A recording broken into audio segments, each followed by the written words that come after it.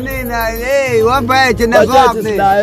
wecabashe wepotho akusanganela ngeninye ilanga sidibona lapho noLondi mfowethu uMakhubane mina lona owenza iTikTok naye mfowethu ungisanganele uqhatha nabantu abongcwaba mfowethu abantu abongcwaba kwasenqudu laba abantu abala hey wazokuthanyela wakuthela abantu amalini wakuthekela abantu 100 kwaphepha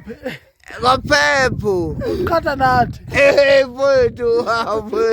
washo njani uthi awungazi ngexolisa konke lokho xolisa konke lokho akakwazi umbombo wena ngiyaqolisa konke lokho ungaphindi ushutha usazi yebo ngiyaphinde abantu abongcwaba nabengihlezi nabo la abangasekhaya nakhe ekhaya la ezansi awena ngaze inquthu ungabona inquthu wena wena lutho ulapalo akayi